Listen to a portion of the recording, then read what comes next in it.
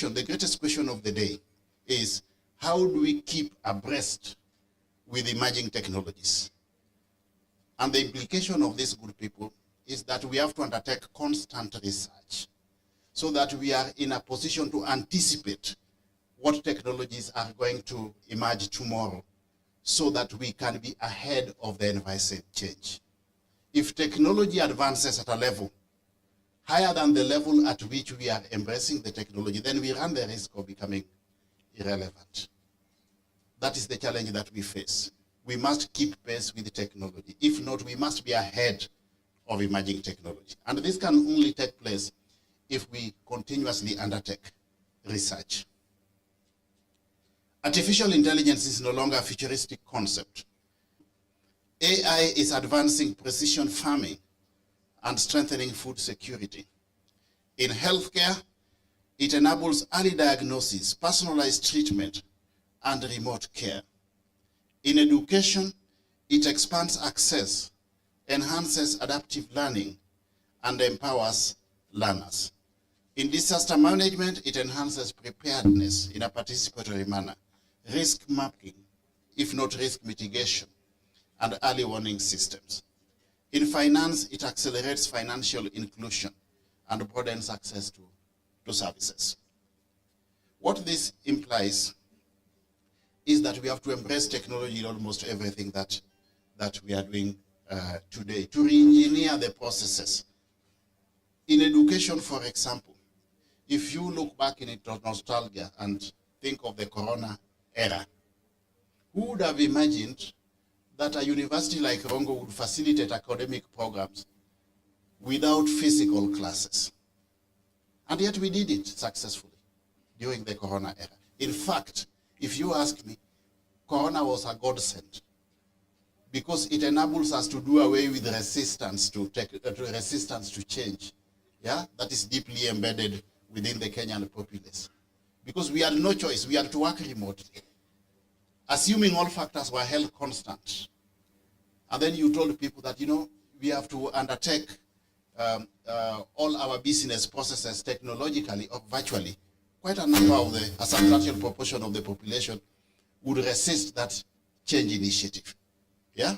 So the lessons that we learned from Corona and which we have carried to date and we want to carry into the future is that the future of everything, the future is digital. In everything that we are doing, we have to embrace digital technologies. The opportunities emanating from these good people are immense. Yet even as we embrace the possibilities, we must remain alive to the profound challenges that accompany them. Ethical dilemmas arising from algorithmic bias, threats to data privacy and cybersecurity, and the risk of widening social and economic inequalities. As we embrace digital transformation, we need to deal with the issue of equity and inclusivity. If, for example, we only have digital platforms in the urban centers but not in the rural areas, that will create a digital divide that will not make digital transformation all-inclusive and sustainable. You are aware that the government today is ensuring that almost all services are being offered electronically or virtually. In fact, in the not too distant future, you will not have to physically visit a government office to consume any government service. You will be able to consume government services from the comfort of wherever you are. When the fifth administration came into government, we only had a meager 350 services available online. Today, we are talking of over 22,000 government services which are now available online, to the extent that you can consume virtually all the government services from wherever you are, the comfort of wherever you are. But the challenge that we have to deal with is ensuring universal access to digital infrastructure. We must ensure that we have digital infrastructure all over the country. And that is why proactively, again, we have embarked on the process of facilitating digital skilling for the Kenyan population, starting with the youth. That's why we have set up a digital hub here in Rongo and other TVET institutions. We have now done about 180 of them, Through that program, we are facilitating digital skilling. We have now undertaken digital skilling for over 600 youth, and in equal measure, we have created digital jobs for 182,000 youth. And we have got youth working right from here in the villages for companies based in America, Belgium, UK, India, yeah, Singapore. Not long ago, I mean, that would not be possible. And these youth are being paid in foreign currencies, yeah? So that is really the direction we are going, yeah? We are going to have a major, major transformation. And you are aware that we no longer have the white-collar jobs. The only way to stem the rural-urban migration in search of non-existent jobs in the urban centers is to embrace digital transformation. That's why we are going big on digital skilling on one hand and digital jobs on the other for our youth, so that we can create the jobs for the youth right here in the villages, and the youth can work from wherever they are. The other challenge is, if we are going the route of digital transformation, digitizing records and also digitalizing services, we get into position of a lot of data. That's something you need to think about. A lot of data which belongs to the Kenyan public comes into the hands of government at line ministry level and even state agency level. How do we ensure the security of that data? That's something we must deal with.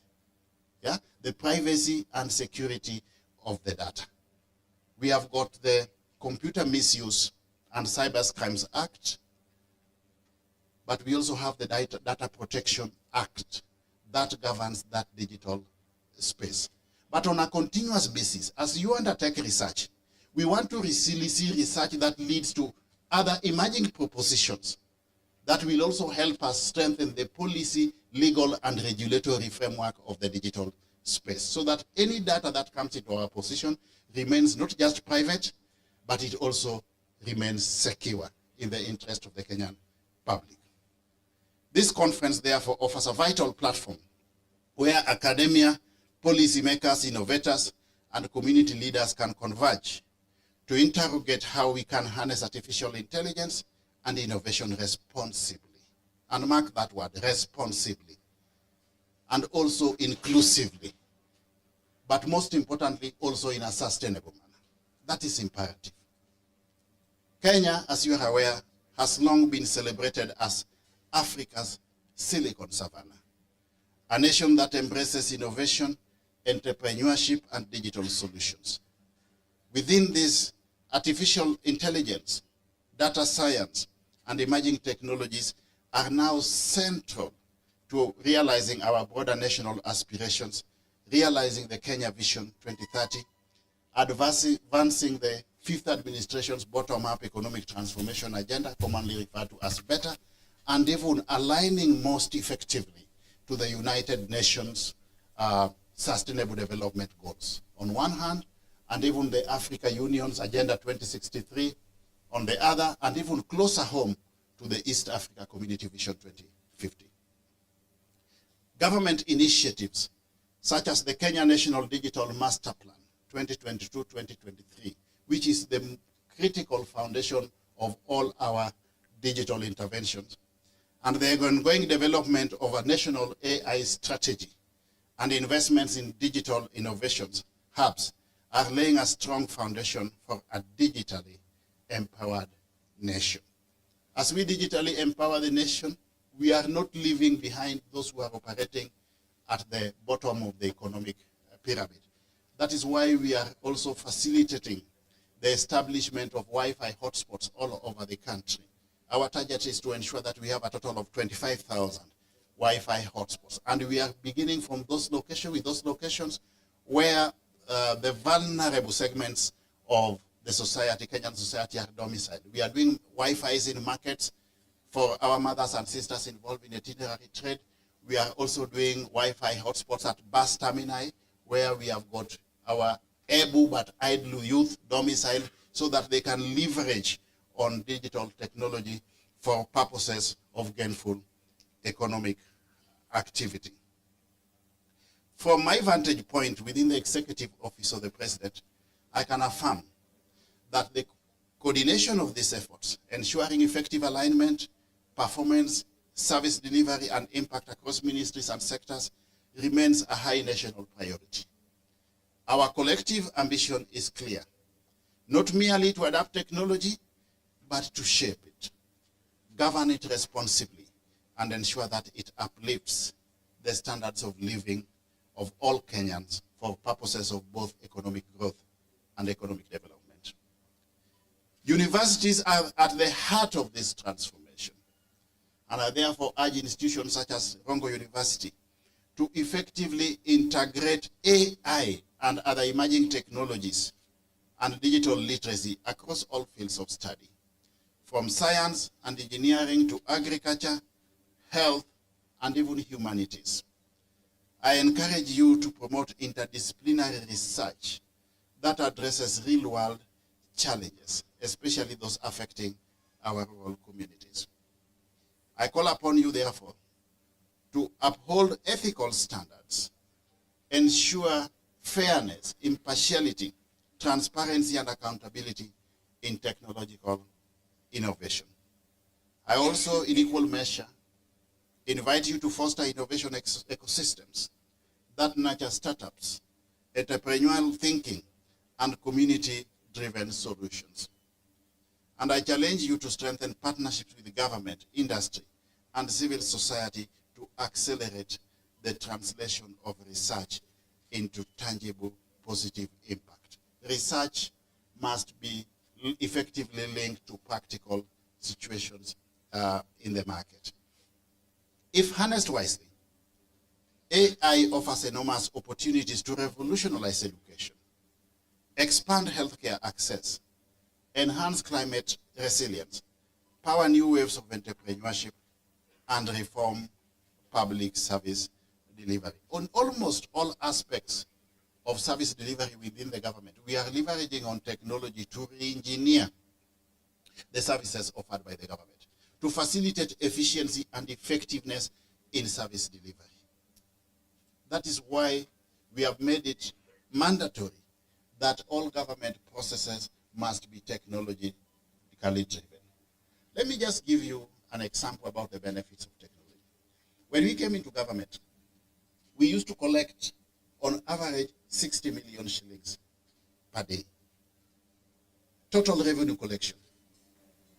Today, on a good day, we are capable of collecting up to 1 billion shillings per day. The sources of revenue remain the same. The people in government remain the same, but we have just leveraged on technology to seal the revenue leakages by ensuring that those avenues that people are using to siphon out resources are sealed. And if we go that route, we should be able to enhance our revenue collection to a level where we will no longer need to rely on external debt. We should be able to domestically, from the domestic market, collect adequate revenue to finance both our domestic development and recurrent expenditure. Through technology, we are bringing in more people into the income bracket. Look at the Hustler Fund, for example. Disbursing resources to those domiciled at the bottom of the economic pyramid electronically, technologically. You do not need a committee to approve the loan. Yeah? You do not need to talk to anybody to get the loan, the Hustler Fund. It is between you, your phone, and the government. You do not need collateral to access the loan. You don't need a title deed. You don't need a logbook. Your security is your credit rating. The more you borrow and the more you pay, your credit rating levels goes up, and you'll be able to borrow more and more. And that is the direction that we are going. You know, I was here in Awendo about 1 year ago and did give some seed capital to a women group, 1 million shillings. Do you believe that today that money has multiplied to up to 17 million shillings? And they keep borrowing amongst themselves. Yeah, and their leadership tells me that some of the challenges that they were facing before, like school fees, like food, is now a thing of the past. Yeah? So we need to leverage on technology, and I want to encourage you people to encourage as many people as possible who cannot get access to bank loans to pursue that hustler fund. It is a game changer. Yeah? It is a game changer. And also encourage the women. You know, my experience, I've been around for a while. When you give money to a women group, you go back and you realize it has multiplied. When you give money to a men group, you go back and realize that the net effect is polygamy.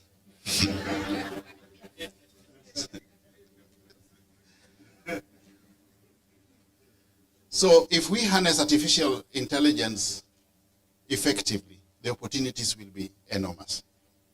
But we must remain vigilant to ensure that AI bridges rather than widens social divides. Data privacy, cybersecurity, and national sovereignty must be rigorously protected. So let's try and carry everybody along. All our youth today, please, by the time they complete Form 4, everybody should be digitally enabled. They should be able to utilize basic digital technologies. And citizens must be empowered not just as users of technology, but as decision makers in how AI shapes our lives. Our approach as a country must always prioritize a human-centric, rights-based, and ethically anchored technological future. The future is not, just a minute. The future is not something we passively await, but we must actively build it. Choice by choice, action by action. We must determine the future that we want. I therefore call upon all of you, as researchers, educators, innovators, policymakers, and students, to develop African-led AI solutions rooted in our realities and aspirations, to embed ethics, sustainability, and inclusion at the heart of every innovation, and to empower our young people to be creators, owners, and leaders of technological progress. Yes, granted, the world is changing, and so must higher education. You cannot continue facilitating higher education today the way you are doing it 10 years ago. You run the risk of becoming irrelevant. We must ask ourselves, are we preparing students just for exams, or are we preparing them for industry?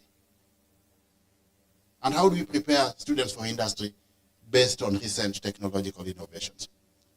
Are we teaching them to follow instructions, or are we teaching them to solve problems?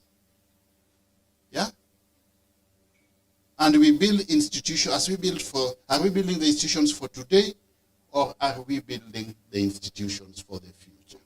If we are building the institutions for the future, we must, in equal measure, good people, undertake continuous research so that we are able to foresee in a proactive manner what the future looks like, and position effectively in that operational environment, align effectively to the changes taking place in that operational environment so that our institutions remain relevant. As I conclude, I want to wish that Rongo University continues to stand tall as a beacon of excellence, preparing leaders not just for Kenya, but for the world.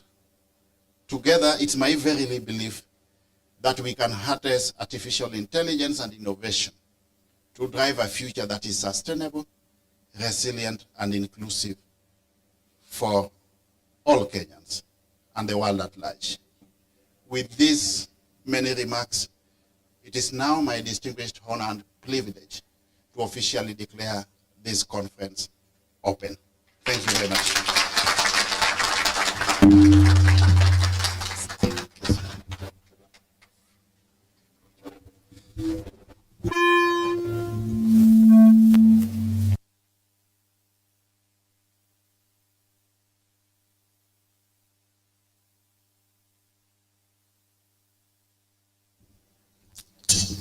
Thank you very much, Honorable Owalo.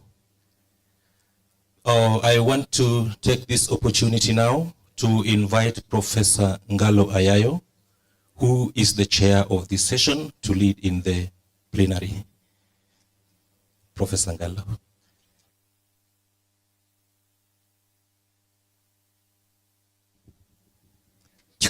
Thank you very much, Honorable Owalo. It is very clear that Honorable Owalo has chokozed nyuki somewhere. And when nyuki is chokozed, there are two options. Use your skills and get the honey, or run away. We want to give a few minutes for questions and answers, so that at least if there's anywhere to catch up, we can catch up with the Honorable Owalo before he leaves. We'll have 10 minutes of questions and answers. Yes, can I see? We'll take 3 at a time. Let me see the hands. Okay, we'll address the first one.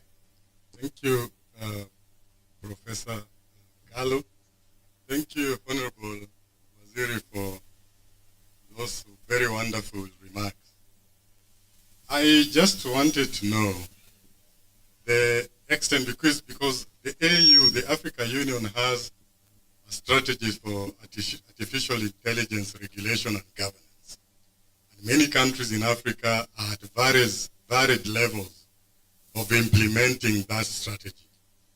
Key to that strategy is the cultural aspects of the African artificial intelligence that respects values on the continent, like umoja, humanity, so on. To what extent is the Kenya's national strategy for AI synchronized with AU's artificial intelligence roadmap? Thank you. Thank you. We can have the second question. Yes, please. Thank you so much, Your Excellency. I thank you for the speech. It was awesome.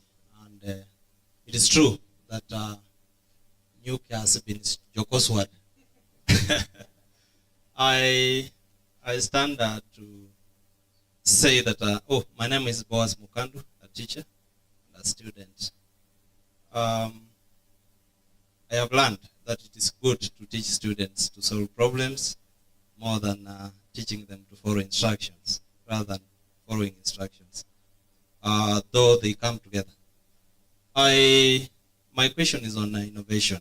Sometimes we have science and engineering fair, and our students and innovators who come up with projects. Some reach nationals, some go up to international. But at the end of the day, you realize that you had an idea that has reached national. Some companies come up with the same idea. They have produced an infrastructure because they have enough resources. They have come up with a real thing that you thought about. But your reach was only to go to national competition and just stop there. So I was asking for the maybe laid down structures, or if not, to lay down structures that can protect innovators, so that from the regional level, we can have projects that can be protected to materialize as Kenyan projects or as our projects. Thank you so much.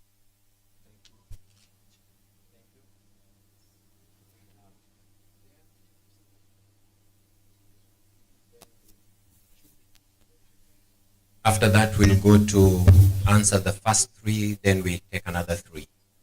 Thank you so much, our keynote speaker, for the wonderful address. My issue is very quick. My question is a quick one. AI has its advantages, yes, but then there's also the disadvantage part of it, of job losses. I come from a journalistic background, and you find AI can do a story better than some human beings. as a government, what are you doing to ensure our youth that the jobs that they have will not be overtaken by AI? Thank you. Before I invite Honorable Owalo to give the answers to the 3 questions, I want to remind us that in beekeeping we have a hive called the Langstroth hive. Honorable Owalo was here about a year ago, and I saw him opening the hive. And Rongo University took those frames, and we have the honey here. So he's brought another one that is a box to put in honey again. And that's what we are doing now. Get the honey. Honorable Owalo.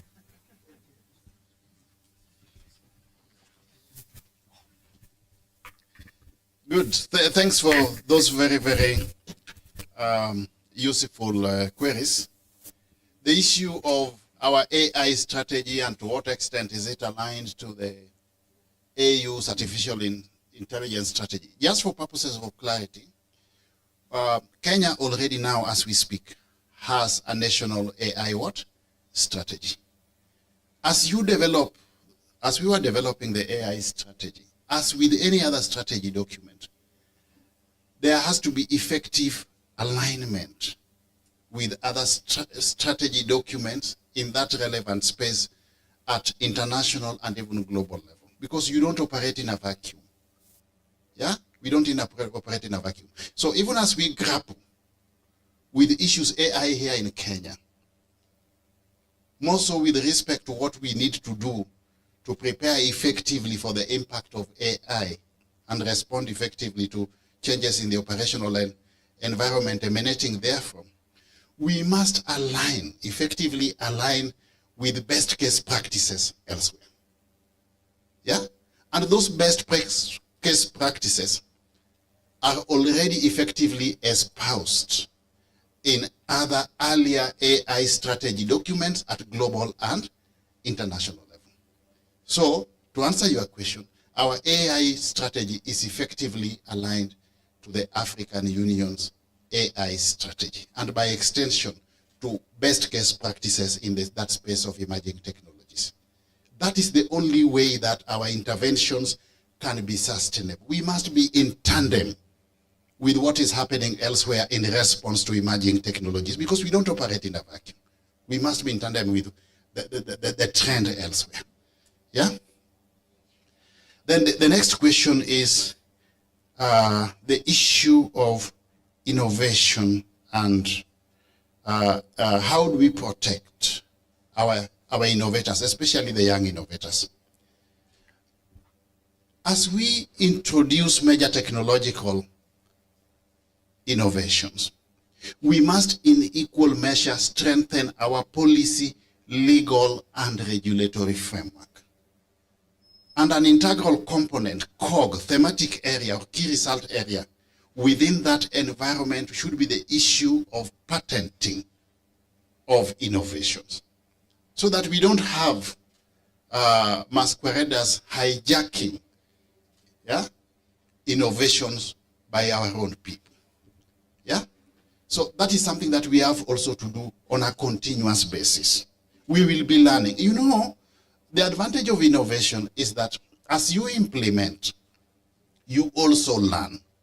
So a space in which we must be as proactive as possible is strengthening the policy, legal, and regulatory framework from a technological perspective to protect the interest of innovators. And this has to be continuous. You innovate, you learn, you implement, but you also strengthen your policy, legal, and regulatory framework. In fact, if you look at our Kenya Digital Master Plan, 2022-2032, our 10-year Kenya Digital Master Plan, we are talking about enhancing digital infrastructure.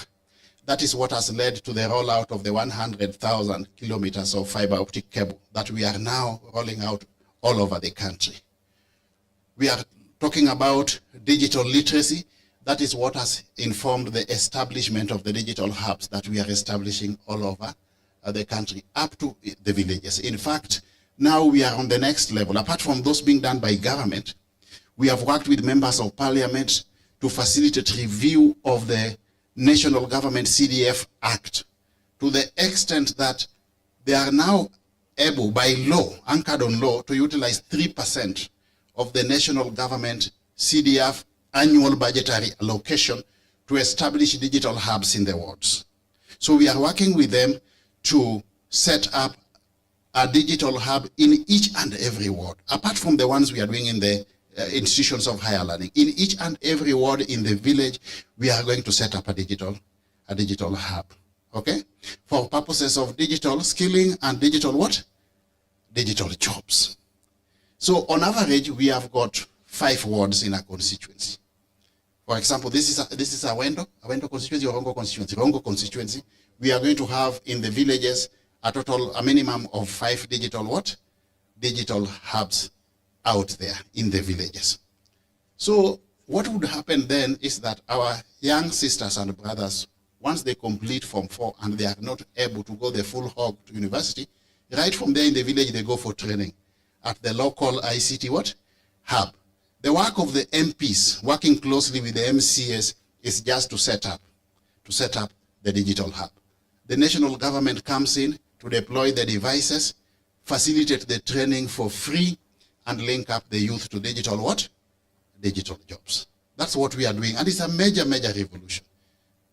In fact, in the not so distant future, I foresee a paradigm shift. Our MCAs, who are accustomed to what is called benchmarking to us, they'll be going to benchmark based on technological innovations, not the traditional benchmarking. So that they plow back what they learn elsewhere to those digital hubs in the village there. So to answer your question, patenting is very important. So on a continuous basis, we must strengthen our policy, legal, and regulatory framework as we also advance in our digital transformation. The advantages and disadvantages of AI. You know, who tells you that you are born to be employed? You are not born to be employed. You are born to be a creator of jobs. Yeah? That is the direction the globe is taking. That's the direction globally. We should think of creating jobs as opposed to being employed. Our young people, these ones who are being trained in the digital hubs here, as they also do the digital jobs, we expect or we envisage or envision that they will be paid to a level commensurate with their contributing component, and they will also be saving in equal measure. So that within a given period of time, based on their savings, they will move out of those digital hubs and set up their own what? Digital hubs. That is the direction we are going. That as opposed to the youth now coming from the villages to the towns to look for non-existent white-collar jobs, we want to train them in the villages there on digital skills. They work, they earn, they save. Yeah? We are also enhancing the marginal propensity to save, a savings culture among the Kenyan population, so that we can become entrepreneurs. The youth should become entrepreneurs. Within a short time, they set up their own digital hubs and they also employ people. They should become entrepreneurs as opposed to employment seekers, job seekers. That is the direction.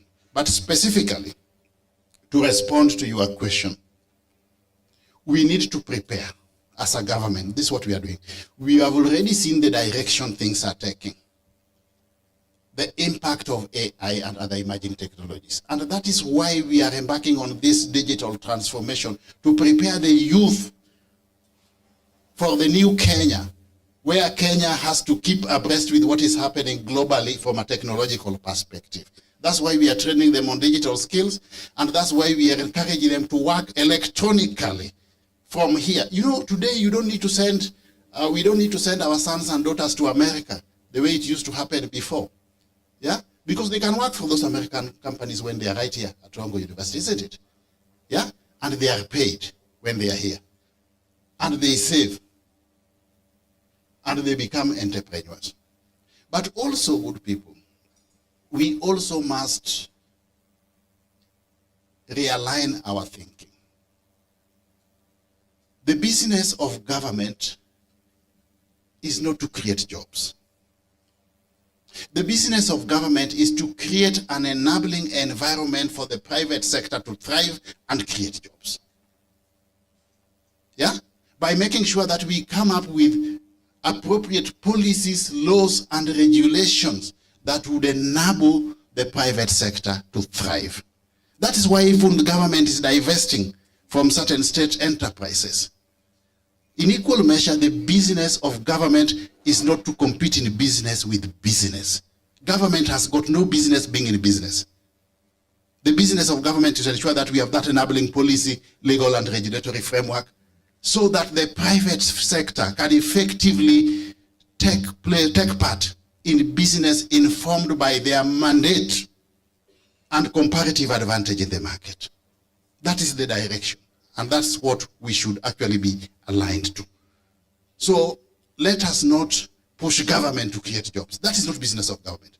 Let us push government to create an enabling environment for you and I to create sustainable business enterprises that can create jobs and make sure that we make profit, we plow back the profits into the business so that we can have sustainable economic growth and development. If you are asking government to create jobs, it is not sustainable. We know no government anywhere in the world has got the resources to finance development expenditure and create jobs through the exchequer. No. It's not sustainable. That is not business of government. It is not core business of government. It is core business of the private sector. I believe I've done justice to those initial 3 questions. Yeah?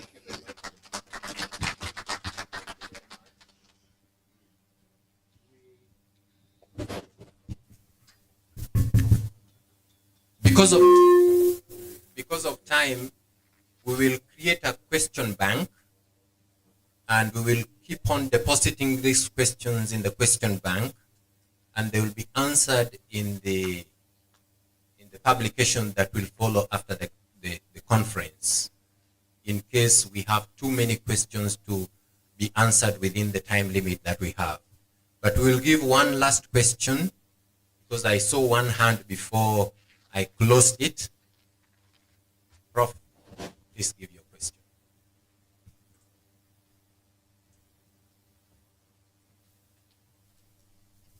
So if you have a question, please just note it down. Then the conference secretariat will share it. Yeah. Okay, allow me to observe that strategically, we see AI as a global actor.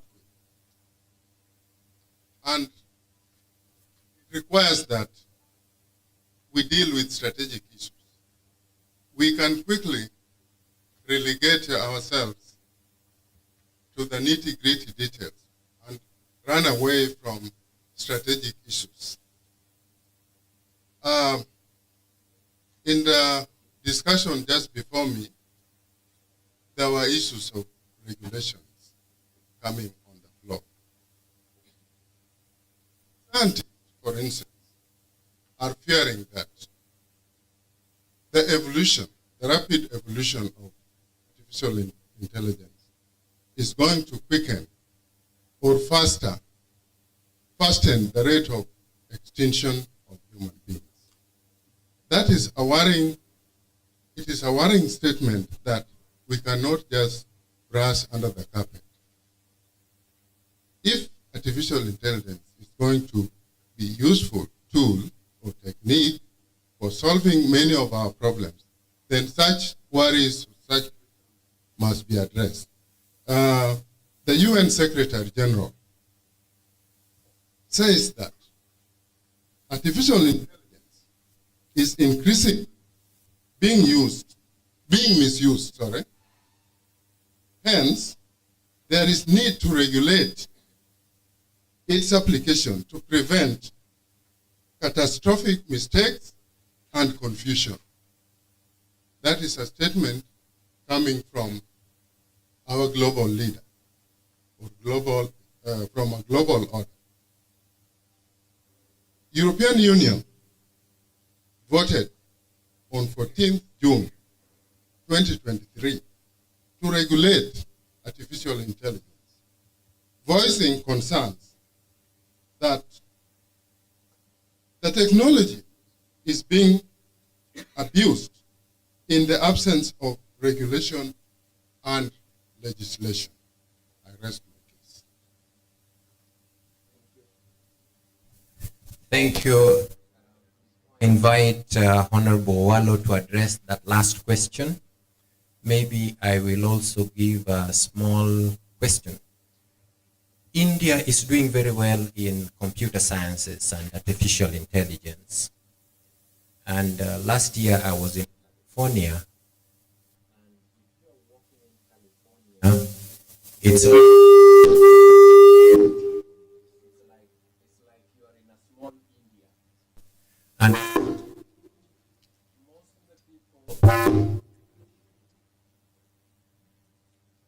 most of the people in the Silicon Valley are Indians. And the Indian government has got a lot of incentives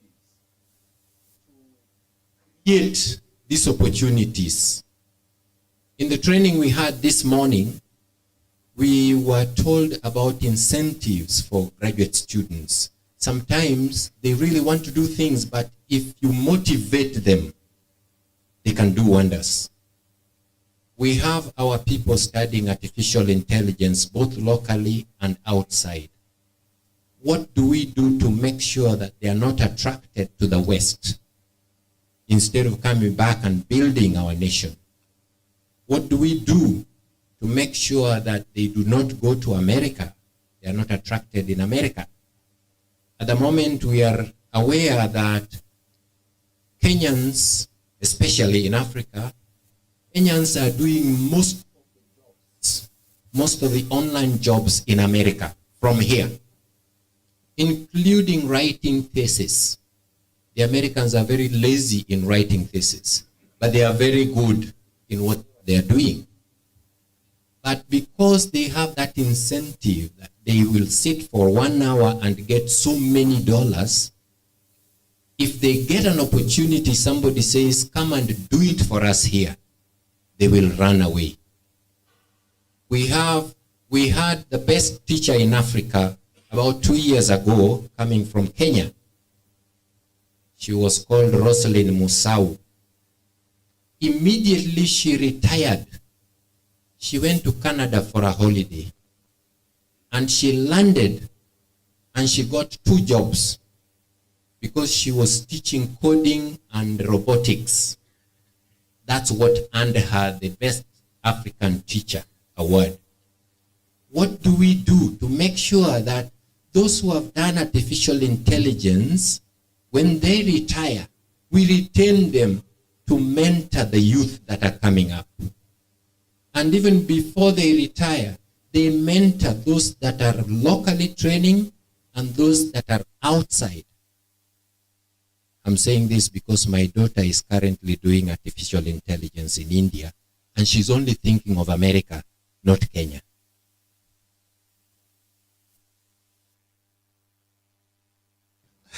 Thank you. Thank you very, very, very much.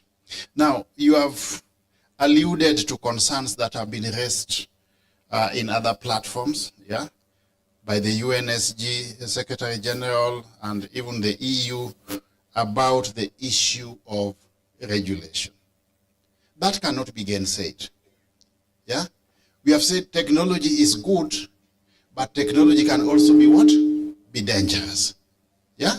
So there is need for some reasonable level, I want to use that term, reasonable level of regulation, but only to the extent that courtesy of regulation, we are not going to stifle innovation. If regulation stifles innovation, then it becomes counterproductive. We must allow our people to innovate. Even if they are making mistakes in the process of that innovation, the mistakes should be to a reasonable level within the confines of the law. And that is why we have the Computer Misuse and Cyber Crimes Act. Yeah? That's why we have developed the AI strategy, and within that AI strategy, a critical cog, anchorage, or thematic area will be how to put in place an enabling policy, legal, and regulatory framework to stem off or to mitigate against some of those adverse effects. Yeah? But good people, we must accept that AI is here with us. Yeah? You know, I'm a student of change, yeah? And anytime anything new is coming up, there are those who fear the change. Yeah? Like AI. There are those who fear AI. There are also those who readily embrace AI. There are also those who wait to see what happens with those who have embraced AI and other emerging technologies in the face of all these fears. Yeah? There are those who will never embrace anything new. Even if you look at somebody's head, you just see this man, he will never accept change. He doesn't need to tell you. You look at his head and you see this one is in another world. He'll never accept what? Accept change. Let us not be in that latter category. The faster we embraced AI and other emerging technologies, the better. But also while recognizing that we must, in the course of deploying these emerging technologies or utilizing these emerging technologies, operate within the confines of the laws, policies, and attendant regulations. Yeah? Then this issue of what do we need to prepare to make sure that we don't have a brain drain from a technological perspective. It is simple. We create opportunities here. Create opportunities here. Why should our people go to work out there? Yeah? It's because they don't have opportunities here. So we need to, in a proactive manner, create opportunities for our people here. And to do that, the private sector must grow. And for the private sector to grow, the government must come up with enabling policies, laws, and regulations. And this entails aligning even our fiscal policies in that direction. For example, through tax rebates. Yeah? If we have got people importing technological equipments into Kenya, for example, do we have the right fiscal policies? Those are questions we need to grapple with. Are we going to not, why should we not think of zero rating or reducing taxes on digital implements and appliances to the lowest levels possible? That is the only way we are going to develop our own silicon savannah. We should not be talking about the silicon savannah in the US. We already have Conza. We must have our own silicon what? Savannah. And we want a replica of that silicon savannah, not in Nairobi, right here in the villages. Yeah? So let us create those opportunities. In fact, let us not just think of migration from Kenya to the West. Let us also stem rural urban migration by creating opportunities right here in the village. I don't see why people should be going to Nairobi. The youth should be going to Nairobi to search for non-existent jobs. Then they get frustrated. Why don't we create the jobs in the village here so that our youth can work in the village? Tell me something. Which job is it today that a young man is going to look for in Nairobi that we cannot create here? We can create all these jobs here in the villages. Look at the products we have, the students who have graduated from the TVETs. Yeah? They are the plumbers we use in the village here. They are the electricians we use in the village. Yeah? That is the direction, getting involved in their own business activities. And by the way, you people, I'm sorry to say this, if you still believe that you must be employed to earn a living, then you are living on borrowed time. You should be on your own to create. We should think of how to become entrepreneurs to create more opportunities for other people. Yeah? How do you utilize your skills, competencies, and capabilities to create opportunities for other people? Not how do you utilize the skills, competencies, and capabilities you have so that you are employed. If you are employed, you have only created an opportunity for yourself. You're not useful to anybody else. So you are being egocentric. Yeah? You know, what I've seen with many Kenyans is that they wait until the day they retire. Is then when now they start thinking of undertaking some business enterprises. You start now doing what you are not good at, what you have never done before. Yeah? You have worked throughout in the public service, yeah? 30, 40 years, yeah? Then the day you are leaving the service, a party is organized, yeah? And then your boss tells everybody that is unfortunate we are losing so and so, yeah? He's leaving shoes which are too big to be filled. Believe you me, we must change our thinking. If you are leaving shoes that are too big to be filled, the implication is that you are not delegating your duties, and therefore you are not a good manager. We must also think of succession planning and management. Anything you are good at, share the knowledge with other people. Share the knowledge with other people. Yeah? Let's not just think of ourselves. Let's think of how we can impact the wider society by creating value to our people. Thank you very much, and I look forward to seeing you guys again. I believe that the recommendations emanating from this conference will lead to certain propositions, emerging propositions that can inform future research, the outputs of which can effectively contribute to our well-being by way of effective contribution to policy, theory, and practice. Thank you very much. I've just received information about public demand. Listening, some were wondering why I was cutting them short. We will give another 5 to 10 minutes if you have a burning question. There's public demand. I've just been informed. One there. Do we see the hands so that once we have taken, that will be the only ones? Okay, please.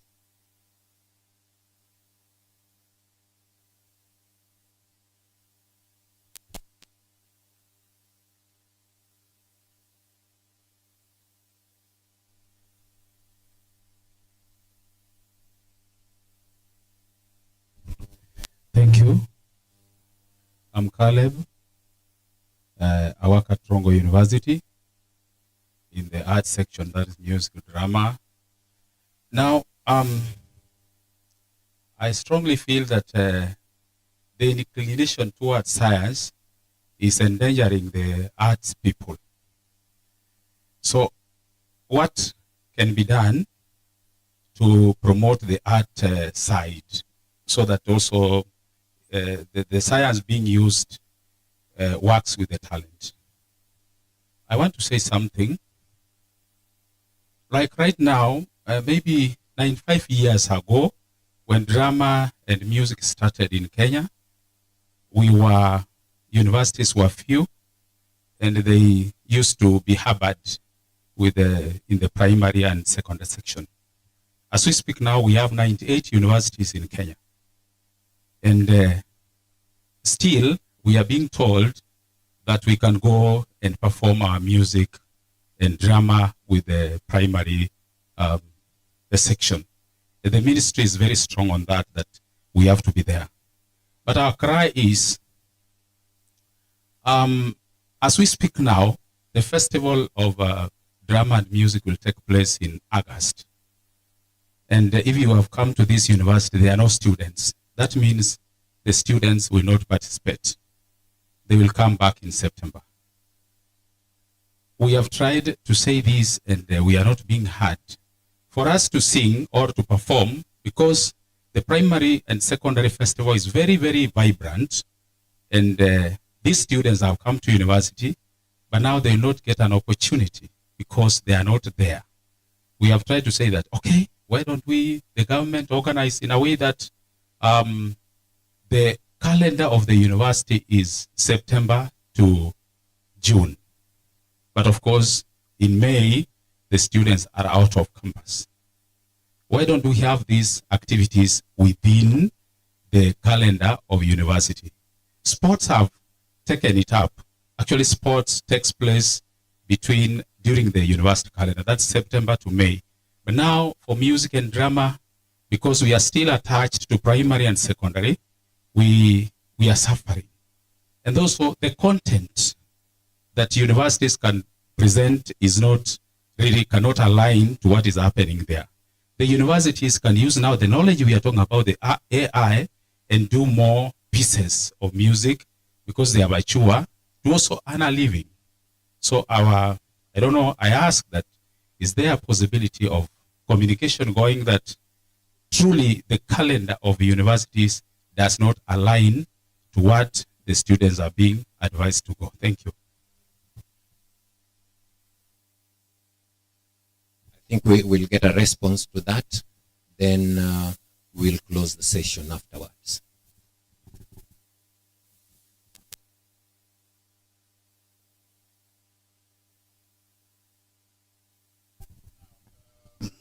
Did you? Okay, thank you.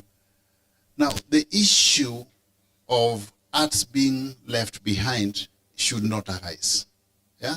I don't think there is anything from a policy perspective that indicates that we should go the direction of science as opposed to arts. To me, each and every skill that is inherent in anybody must be identified as early as possible, nurtured effectively, and exploited fully. That's why the government, in a proactive manner, established the Ministry of ICT, Digital Economy, and within which we have the creative economy. Yeah? The problem I've been seeing with people within the creative economy is that they don't really know what the government is doing in that space. We have the Kenya Innovation Agency. They are not in touch to know what opportunities are being brought to the fore through the Kenya Innovation Agency. We have got the Kenya Film Classification Board. Yeah, people need to know what that entity does. We also have the Kenya Film Corporation. We need to know what opportunities are there. So the creative economy is where the future of the youth lies. If you go to Korea today, there's a whole space called digital what? Digital Media City. And what goes on there is amazing. Thousands and thousands of youth engaged in online jobs within the creative what? Within the creative economy. So we really need just to strengthen that space, so that those who have got skills inherent in arts can exploit their full what? Potential. But we also have to be proactive. We need to know what opportunities exist in government. If you don't know what opportunities exist in government to augment that space, then you will not be able to take advantage of opportunities which you don't know about. So we have to be proactive also. Some time back, about 2 years ago, I embarked on a process of putting together women groups all over Nyanza. Yeah, they have been operating at the level of chamas. So I said, okay, in each and every constituency, I want to bring together the women chamas and make sure I constitute them into a circle so that we have a cooperative society for women in each and every sub-county or constituency, as the case was. What I did is to organize sensitization sessions for them with the Women Enterprise Fund, the Hustler Fund, the Circle Societies Regulatory Authority. Through that exercise and other relevant government agencies, through that exercise, I realized that quite a substantial proportion of our mothers and sisters don't know about the opportunities available for them within government. One, they don't even know what they need to do to constitute themselves into SACCOs. Yeah, they don't know the benefits of SACCOs, how they benefit from SACCOs by way of economies of scale. They don't know how to access the Women Enterprise Fund. They don't know how to access even the Hustler Fund. So because you people are opinion leaders in your own regions, let us always sensitize our people on some of these emerging opportunities within government. The creative economy inclusive, so that those who are in this space of arts, yeah, and crafts can fully exploit their potential based on some of the. In fact, that is the future of Kenya. Arts and creative economy, that's the future of Kenya, because it is natural skill. You don't need to go to class to learn it. It is something which is natural. Yeah? Good. So do I rest my case there? Okay, thank you very much. Thank you very much. I cannot untie or tie some shoes, so I'll go back.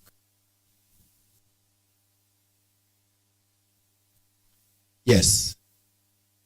With what I have just said, I cannot tie some shoes or when the Vice Chancellor is there, I will request the Vice Chancellor to say a word of thank you. Then we move to the photo session. Thank you so much, Professor Ngalo, for what you have done in the session that is ending.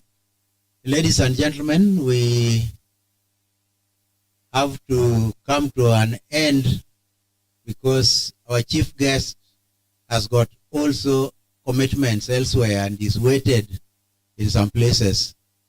I just want to take this opportunity, Mheshimiwa Walo, to thank you so sincerely on behalf of Rongo University and on behalf of these people, time, and also your thorough understanding of artificial intelligence and what it can do to solve our problem as a Kenyan community. Okay. And therefore, Rongo University welcomes you again another day, and you can come as good information like what you have done. Ladies and gentlemen, here is appreciated. And before I go with the chief guest, I'm told that the coordinator overall, Professor Ambuchi, please, you have something small for our guest. I give it back to you.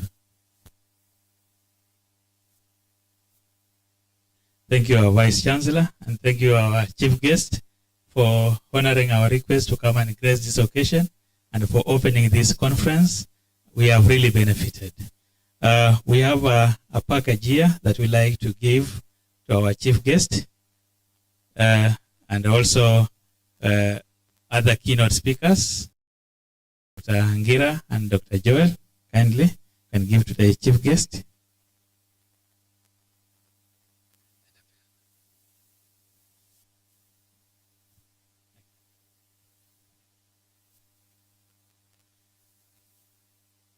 Dr. Ngira should be the next.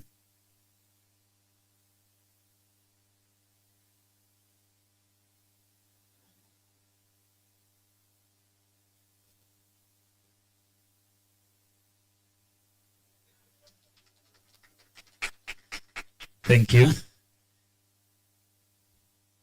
This will be a reminder that he was in the 5th conference of Rongo University. Thank you. Dr. Angira Charles, followed by Dr. Joel.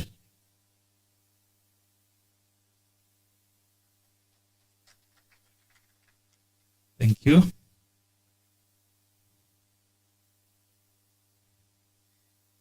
Thank you, Dr. Joel from NATCOM. followed by our DCC, Matundura.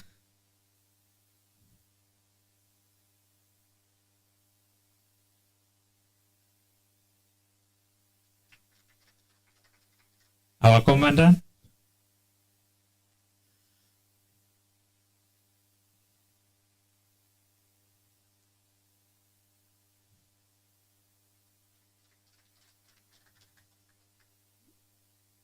Last but not least, our VC.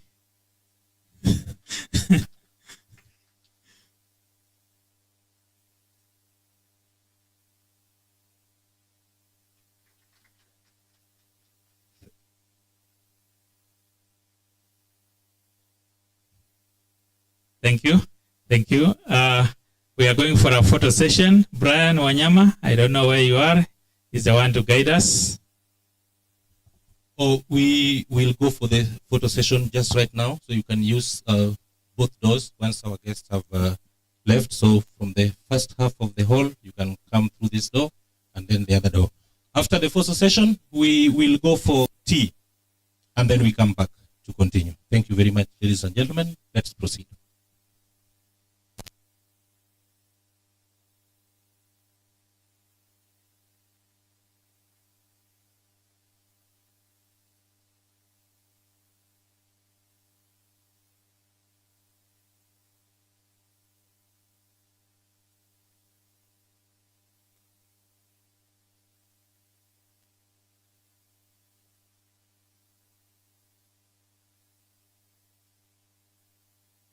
Let us move with speed. Our guest of honor is on his toes. So let's move with speed so that we can finish up.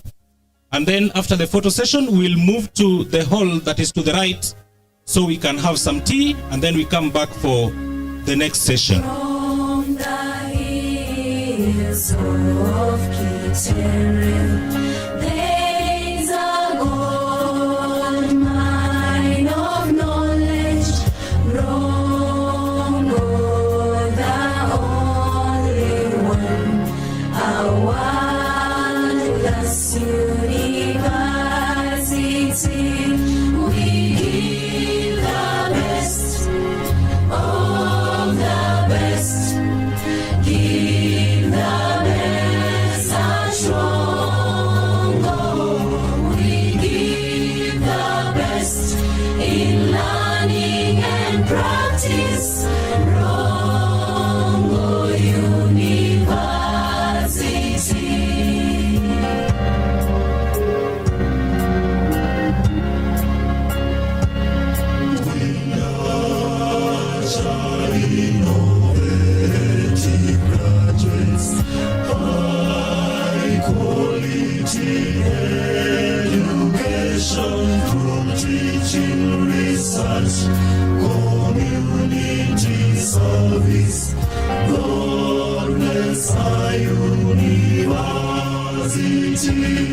We give the best of the best. Give the best a Rongo. We give the best in learning and practice. Rongo University. We give the best of the best. Give the best a Rongo. We give the best in learning and practice.